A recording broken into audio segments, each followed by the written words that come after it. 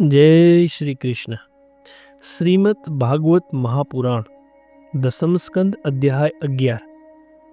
વત્સાસુર અને બકાસુરનો વધ.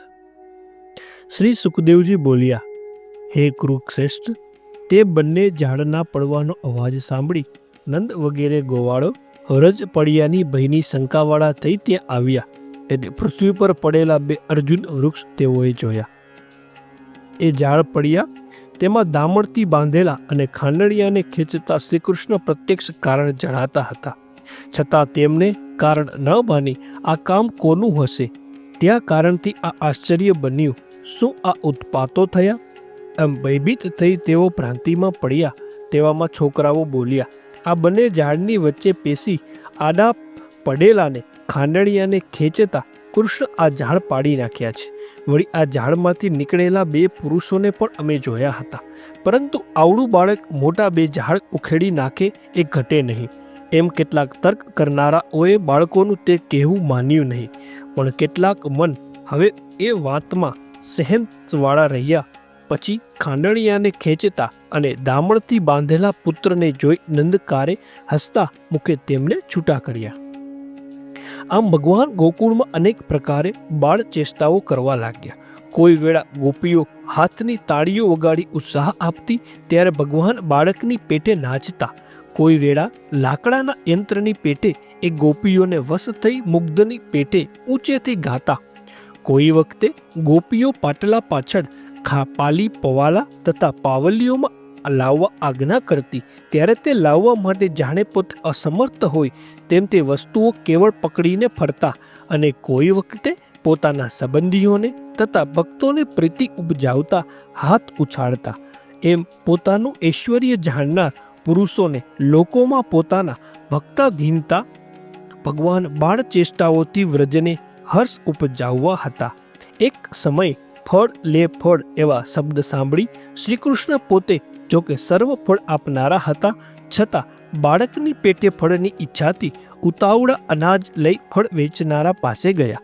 એટલે ફળ વેચનારીએ જેમાંથી અનાજ વેરાતું હતું એવા ભગવાનના બંને હાથને તેમનું અનાજ લઈ ફળોથી ભરી દીધા, જેથી ભગવાને પણ તેના ફળના કરંડિયાને રત્નોથી ભરી દીધો. એક સમયે અર્જુન વૃક્ષોને ભાંગનાર શ્રી કૃષ્ણ અને બળરામ નદી કિનારે જઈ બાળકો સાથે રમતા હતા.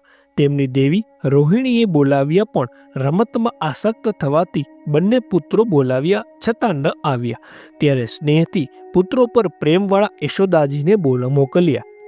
પુત્ર પરના સ્નેહથી ધાવણ જરતા સ્તનવાળા યશોદાજી વેળા વીતી ગઈ હતી, છતાં બાળકો સાથે રમતા શ્રી કૃષ્ણને મોટા ભાઈ સાથે આ પ્રમાણે બોલાવવા લાગ્યા. હે કૃષ્ણ, ઓ કૃષ્ણ, હે કમળ સમાન નેત્રવાળા તાત, આવ ધાવી લે, હવે રમવાનું બંધ કર, તને ભૂખ લાગી હશે. હે પુત્ર, રમીને તું થાકી પણ ગયો હોઈશ. એમ બોલાવ્યા છતાં શ્રીકૃષ્ણ ઉત્તર ન આપ્યો. ત્યારે શ્રી બલરામ બોલાવવા લાગ્યા. હે રામ, ઓ કુલ નંદન બેટા, તું તારા નાના ભાઈ સાથે જલ્દી આવ. તે છેક સવારમાં ખાધું છે તો હવે તારે જમવું જોઈએ. એ દાસાહ કુળના રામ, નંદરાય જમવા માટે તારી રાહ જોઈ બેસી રહ્યા છે, તો ચાલ અમને આનંદિત કર. અલિયા છોકરાઓ, તમે અમારા ઘેર ચાલ્યા જાઓ. પુત્ર, તારું શરીર ધૂળથી ઘરડાયું છે, માટે નાહી લે. વળી આજે તારું જન્મ ક્ષત્ર છે, માટે પવિત્ર થઈ બ્રાહ્મણોને ગાયોનું દાન દે. વળી આ તારા મિત્રોનો જો, તેઓને પણ તેમની માતાઓ કેવા નવડાવ્યા ધોવડાવ્યા છે અને કેવા સારી રીતે શણગાર્યા છે, માટે તું પણ નાહી જમી વસ્ત્ર અલંકાર પહેરી રમજે.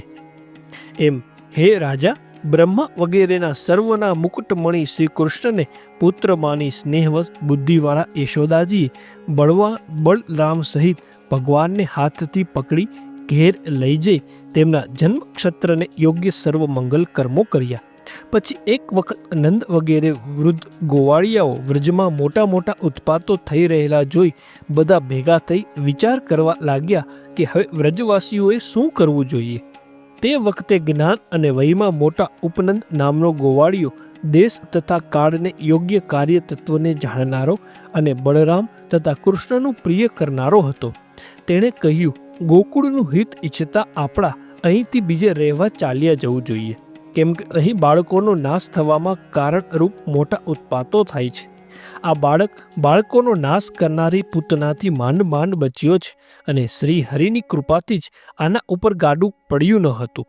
વળી વંટોળિયા દૈત્ય અને પક્ષીઓના વિહાર સ્થાનમાં લઈ ગયો હતો અને ત્યાંથી એ શિલા ઉપર પડ્યો તે વેળા પણ દેવેશ્વરોએ આની રક્ષા કરી. તેમજ પેલા બે ઝાડની વચ્ચે આવી જઈને પણ આ બાળક કે બીજું કોઈ બાળક મર્યું નહીં તે પણ ભગવાનનું જ રક્ષણ ગણાય. માટે ઉત્પાતોથી થનારો અનર્થ જેટલામાં વ્રજનો નાશ ન કરે તેટલામાં આપણે આપણા બાળકોને લઈ સર્વ પરિવાર સાથે બીજે સ્થળે ચાલ્યા જઈએ. વૃંદાવન નામનું વન છે તે આપણા પશુઓને હિતકારી છે. તેમાં બીજા નવા વનો છે. ગોવાળિયા, ગોપીઓ તથા ગાયોને તે વસવા યોગ્ય છે અને પવિત્ર પર્વત, ઘાસ તથા વેલાઓથી ભરપૂર છે. માટે જો તમને બધાને ગમે તો આજે જ આપણે ત્યાં ચાલ્યા જઈએ. બસ હવે ગાડા જોડો, વિલંબ ન કરો. ગાયો, બળદો, ગાડા વગેરે આપણી સંપત્તિ છે, તે આપણી આગળ ચાલશે. તે સાંભળી બધા ગોવાળિયા એકમત થયા. તેઓએ બહુ સારું એમ કહી પોતપોતાના ગાડા જોડી તેમાં સરસામાન ભરી ચાલવા માંડ્યું. હે રાજન, વૃદ્ધોને, બાળકોને તથા સર્વ સામાનને ગાડામાં ચડાવી ગોવાળીએ હાથમાં ધનુષ્ય લઈ સાવધાન થઈ વૃંદાવન ચાલ્યા. તે વેળા તેઓએ ગાયોનો ધણો આગળ કર્યો. સર્વ તરફ સિંગડીયું વડાવું વગાડવા લાગી. વાજિંત્રોનો મોટો શબ્દ કરી મૂક્યો અને પુરોહિતોને સાથે લીધા. ગાડામાં બેઠેલી ગોપીઓ સ્તન પર લગાવેલા તાજા કંકુથી શોભતી પ્રસન્ન જણાતી હતી. તેમણે ગળામાં કંઠીઓ તેમજ સુંદર વસ્ત્રો પહેર્યા હતા અને શ્રીકૃષ્ણની લીલાઓ ગાતી હતી. યશોદા અને રોહિણી પણ એક ગાડામાં બેસી શ્રી કૃષ્ણ તથા બલરામ સાથે શોભતા હતા અને તેમની કથાઓ સાંભળવામાં ઉત્સુક જણાતા હતા.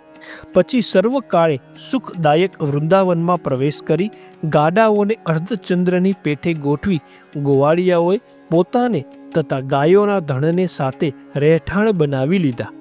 હે રાજન, વૃંદાવન, ગોવર્ધન પર્વત તથા યમુનાના કિનારાઓ જોઈને બળરામ તથા કૃષ્ણને પણ ઘણો આનંદ થયો અને ત્યાં પણ બાળ ચેષ્ટાઓ તથા મનોહર વાક્યો વડે વ્રજવાસીઓની પ્રીતિ ઉપજાવતા તેઓ બંને યોગ્ય સમય થતાં વાછરડા ચરાવવા થયા. વ્રજભૂમિની પાસે ગોવાળિયાના છોકરાઓ સાથે તેઓ વાછરડા ચરાવતા ને રમવાના વિવિધ સાધનોથી રમતા. કોઈ વેળા બંને વાંસળી વગાડતા, કોઈ વખતે ગોફણોથી બીલા આમળા વગેરે ફેંકતા, કોઈ વખતે ઘૂઘરીઓનો અવાજ કરતા પગથી નાચતા, કોઈ વખતે કામળા વગેરે ઓઢી ગોવાળિયાના છોકરા ગાય, બળદ તથા ત્યારે બલરામ અને કૃષ્ણ પણ બળદો જેવું આચરણ કરી ગર્જનાઓ કરતા અને પરસ્પર લડતા. કોઈ સમયે હંસ તથા મોર વગેરે પ્રાણીઓના શબ્દોની નકલ કરી સામાન્ય મનુષ્ય બાળકોની પેઠે વૃંદાવનમાં ફરતા. એક સમયે યમુના નદીના કિનારા પર પોતાના મિત્રો સાથે શ્રીકૃષ્ણ તથા બળદેવજી વાછરડા ચરાવતા હતા. તેવામાં તેઓને મારવા ઈચ્છતો એક દૈત્ય ત્યાં આવ્યો અને વાછરડાનું રૂપ લઈ વાછરડાના ટોળામાં ઘૂસી ગયો. તેને જોઈ શ્રી હરિ આંખના ઈશારાથી બળદેવને દેખાડી જાણે જાણતા ન હોય તેમ ધીમે ધીમે તેની પાસે ગયા અને પૂંછડા સાથે તેના બંને પાછલા પગ પકડી આકાશમાં ભમાવી પ્રાણ રહિત થયેલા તેને કોઠીના ઝાડ પર ઉછાળ્યો. એટલે મહાપ્રચંડ શરીરવાળો તે દૈત્ય પડતા કોઠીના ઝાડ સાથે પૃથ્વી પર પડ્યો. તેને જોઈ આશ્ચર્ય પામેલા બાળકો બહુ સારું થયું એમ કહેવા લાગ્યા અને પ્રસન્ન થયેલા દેવોએ પુષ્પોની વૃષ્ટિ કરી. એમ સર્વ લોકના પાલક તે બંને ભાઈઓ વાછરડાના રહેવાણ થઈ પ્રાતઃકાળનું ભોજન સાથે રાખી ગાયો તથા વાછરડા ચારતા હતા. એક સમયે બધા જ બાળકો પોતપોતાના વાછરડાના ટોળાને પાણી પાવા જળાશય પાસે જઈ વાછરડાઓને પાણી પાઈ પોતે પણ પાણી પીવા લાગ્યા. તેવામાં તે બાળકોએ વ્રજની કપાઈને પડેલા પર્વતના મોટા શિખર જેવું મોટું પ્રાણી ત્યાં ઊભેલું જોયું અને તેઓ ત્રાસ પામ્યા. તે બગલાનું રૂપ ધરનારો બક નામે મોટો અસુર એકદમ આવી શ્રીકૃષ્ણને ગળી ગયો. મોટા બગલાને શ્રીકૃષ્ણ ગળેલા જોઈ બલરામ વગેરે બાળકો જેમ ઇન્દ્રિયો પ્રાણ વિના બેભાન થાય તેમ બેભાન થઈ ગયા. હે પરીક્ષિત, શ્રીકૃષ્ણ લોક પિતામહ બ્રહ્માના પણ પિતા છે. તેઓ લીલાથી જ ગોપાલ બાલક બનેલા છે. તેઓ બકાસુરના મુખમાં જઈ તાળવાના મૂળ ભાગને અગ્નિની પેઠે બાળવા લાગ્યા.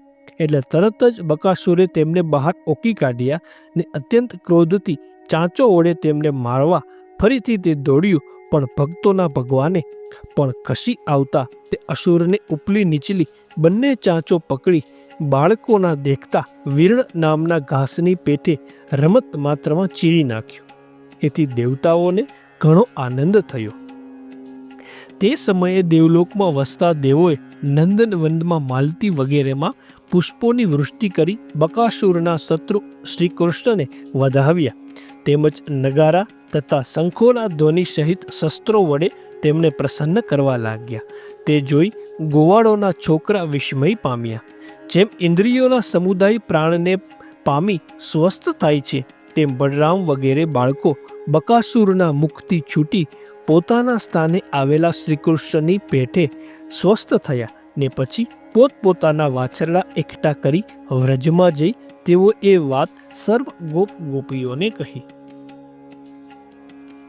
ગોપાલોને ગોપીઓ તે વાત સાંભળી આશ્ચર્ય પામ્યા અને જાણે મરીને પાછા આવ્યા હોય એવા શ્રીકૃષ્ણને અત્યંત પ્રેમથી આદર સાથે અતૃપ્ત નેત્રે આતુરતાથી જોઈ રહ્યા.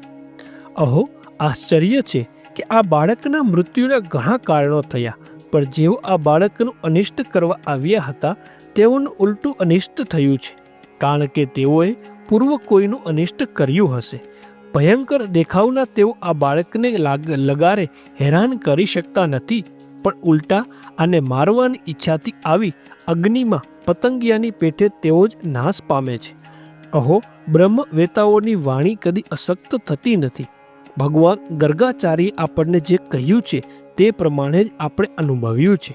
એમ નંદ વગેરે ગોવાળિયા શ્રી કૃષ્ણ તથા બલરામની કથાઓ હર્ષપૂર્વક કરતા અને આનંદ કરતા, જેથી તેઓ સંસારની વેદના પામતા ન હતા. શ્રી કૃષ્ણ અને બલરામ પણ એ પ્રમાણે સંતા કુકડી, પાળો બાંધવી, વાનરની પેટે કૂદવું વગેરે બાલ લીલાઓથી વ્રજમાં પોતાની કુમાર અવસ્થા વ્યતીત કરી.